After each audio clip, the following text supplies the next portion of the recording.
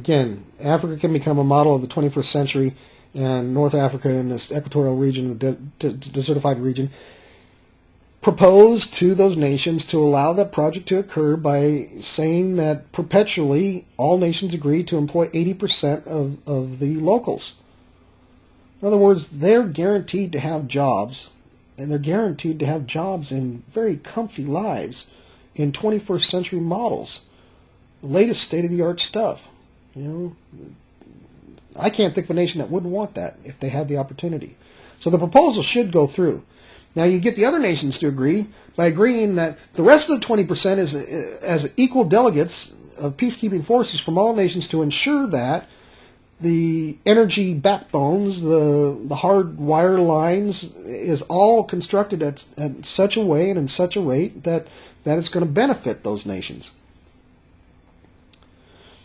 That's going to spread like a giant network throughout the world. I see it, you know, and I say I see it, I saw it. I saw this possibility of construction by God's grace transpiring all the way up Asia and across the connection between the strait here of Alaska, of North America and Asia. And then coming down the existing pipelines, which could become a very protected conduit for powers in the North and South America. It doesn't have to go through the Arctics or the Capes. There's other places where such things can be constructed intermittently, but I'm saying that this is a huge area, man, of solar-powered land, man, prime for this type of development, and inexpensive real estate at this point, relatively speaking. Now, I'm not saying buy up all those nations. What I am saying is work with those nations. Do not exploit the people. If you exploit the people, man, then bloodshed and warfare will end up being the origin of what could be a really good thing and probably indefinitely never come to pass. But if you cooperate, if the human race will just set aside its petty squabbles for a while, it's amazing what we could do. Right? Saudi Arabia also, man, I mean, I'm telling the world, I mean, you should agree. The technology already exists now for hydroelectric motors universally for all transit. We should get off fossil fuel burning. Come out from under OPEC. And I'm telling the OPEC nations, you should be for this because you're also in prime areas of the new solar innovations. In other words, you could probably make more providing endless electricity, money-wise, and I'm not saying exploit it. I'm saying basically the reason I want the whole world in on it is the 20% of all the nations should, because whether you want to admit it or not, public, I'm telling you that all utilities and all petrol and all these people that are basically saying they're king of the molehills, saying they own all the resources, set the prices. They do. Now, I'm saying that when we can't afford it, they bring the prices down to a place where we can afford it barely, even if it costs us food out of our mouths, because that's what's occurring already. That's what's happening. I'm saying that if you get all nations to agree on projects like this, you can regulate the price at such an affordable price. You know, frankly, I'd like to just see it made free. You know, I mean, when it comes right down to it, logically speaking, I'd like to see healthcare as right, education as right, and why not? You know, since God provides the ultimate power source of the sun, why not make it free? Now, I know it's going to cost money to build all this, but I'm getting back to the point that it doesn't matter what you want to do on planet Earth. Money's minted out of thin air. So if people agree universally worldwide to do anything, there is enough money to do it, I'm telling you. If you think money is based on some type of finite resource, you have been successfully brainwashed by the people in charge that don't want you to know money is minted out of thin air.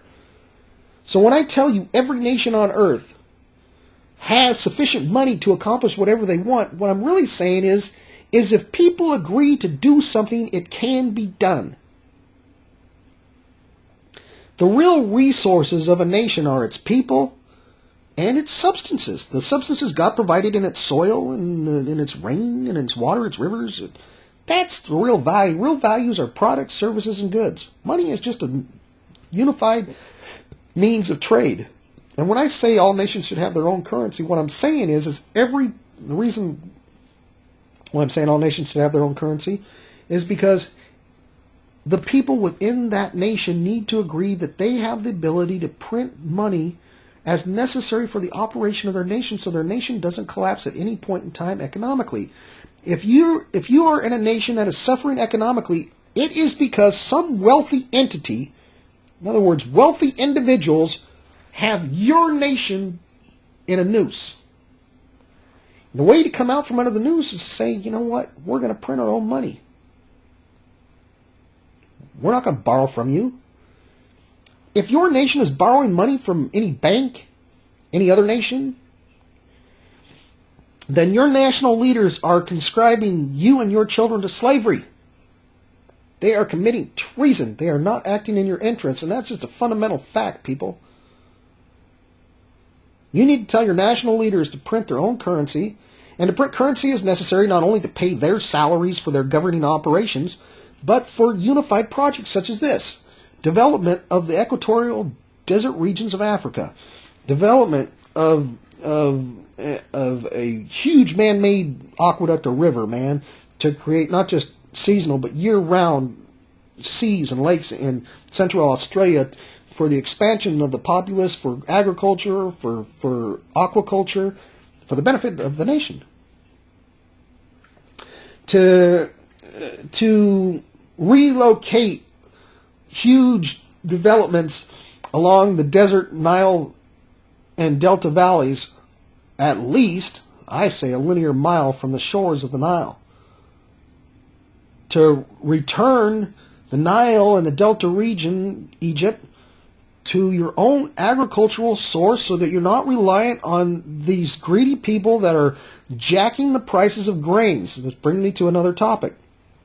Speculation on commodities through stock trading should end worldwide. As far as I'm concerned, the whole corporate model as it exists today should end worldwide. The reason why I'm saying that corporations as they exist today, the structure as it exists today, should end is because anytime people are not held accountable and anytime they're told to make profits at all costs, it always results in crime. It's a historical fact. I mean, you can try to argue the point all you want, but the truth of the matter is it's a historical fact.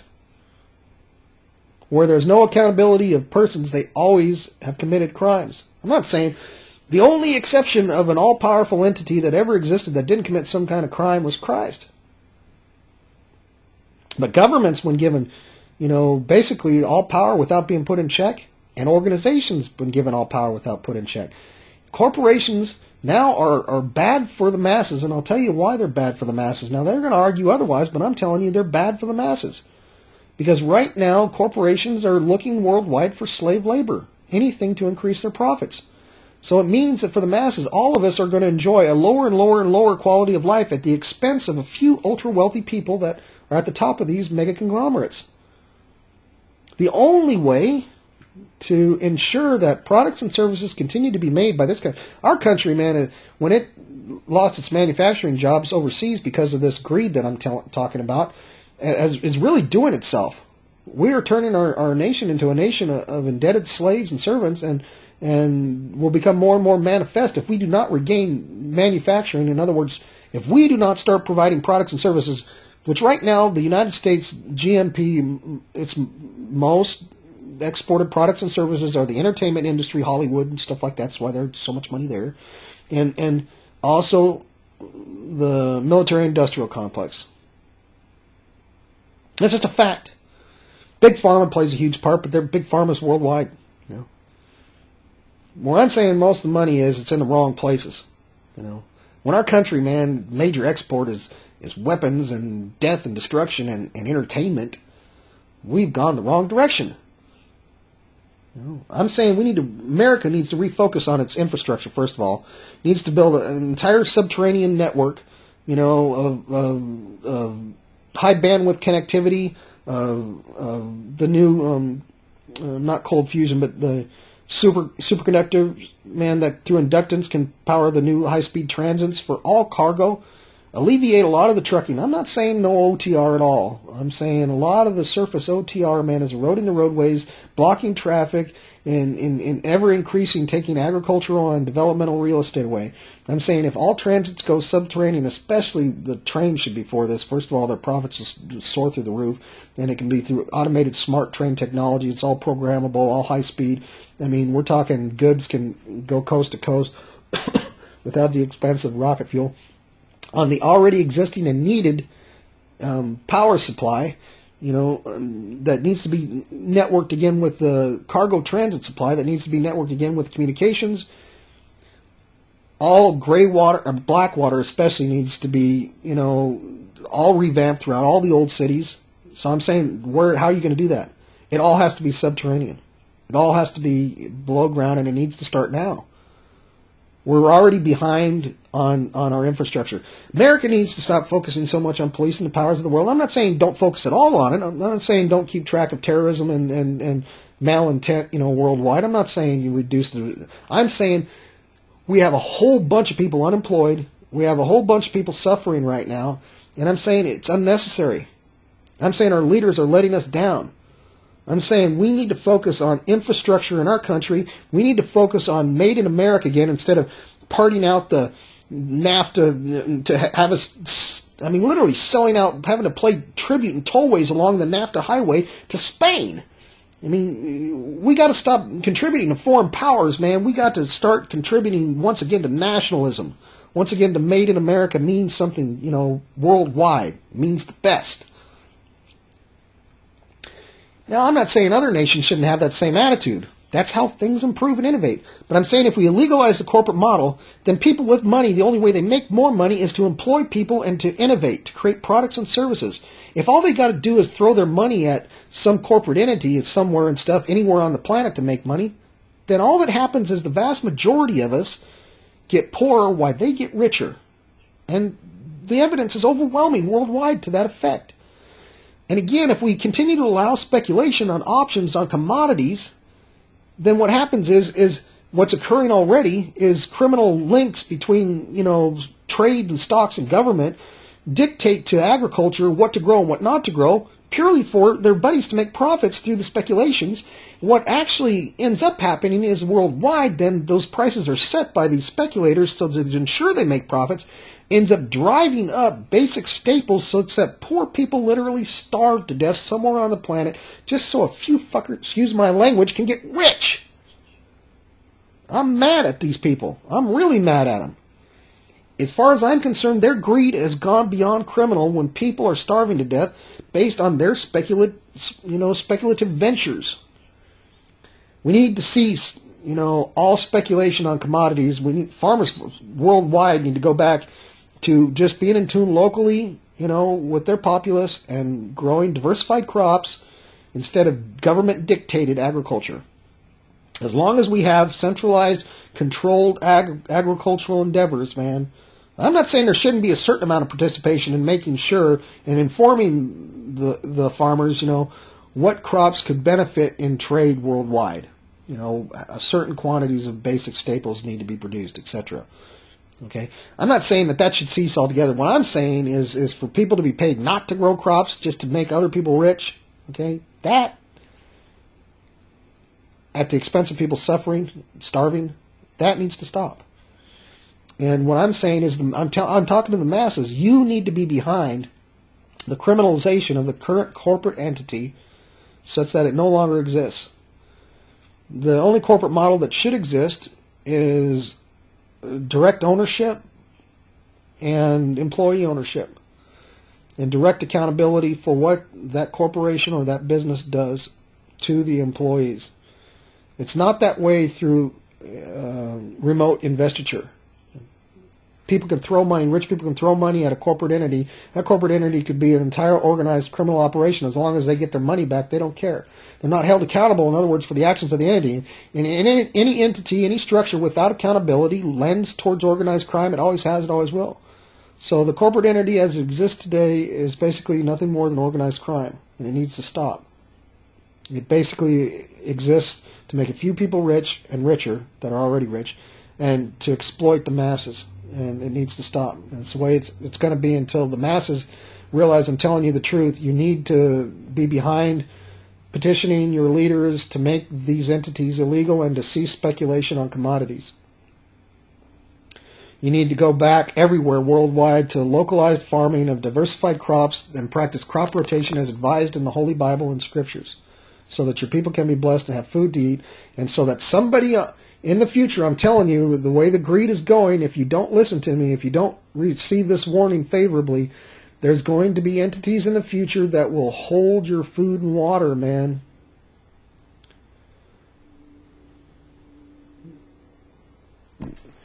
You and your children's survival will be held in check by a few entities that are so greedy and so power hungry that they're willing to let you starve or die of dehydration. So you need to listen to me. You need each nation needs to provide its own currency to break free of the stranglehold of these few people that are that insane, and they need to also break free of stock trading, of corporate investitures, remote investitures, and people's money needs to be invested in something they personally oversee, a business they personally own and they personally oversee, so that they're personally held responsible for its actions. Those are the only types of business entities that should be allowed to operate, because all other structures as it exists today with remote investitures leads to criminal activity. It's historically proven and it's currently observable worldwide. When these corporate entities get so powerful and so large that they buy politicians, then again, organized crime is running rampant. At the expense of the masses. It's always at the expense of somebody innocent, somebody dying of the pollutions, toxins, somebody dying over, something that they don't need to be dying over because of greed of a few corrupt individuals. And the way to break that is to criminalize, the corporate structures as they are now, and to cease to allow them, and to stop allowing trade, remote investitures, and especially speculation on commodities. Resources, as far as I'm concerned, should never be like coal and oil and any type of petrol products should never be privately owned. I mean, if you ask yourself public, I want you to think, people, I want you to think, what gave these people the audacity to say something, scientifically speaking, whether it's true or not, manifest in the globe as a natural resource for millions of years, suddenly, the right to say that they own it and charge all the rest of us for it. Movement should occur worldwide where, petrol, coal, all natural resources, water, are owned by the public, by the people. In other words, you can't be charged for it. You can be charged for the service to bring it, to refine it, to bring it to you. But you can't be charged for it. And you should have a clear vote into its price. It shouldn't be that we're subject to the whim of a few greedy individuals, which we are today. That has got to stop. If it's a commodity owned by the people, a resource owned by the people, then the people can set the price instead of just a few people.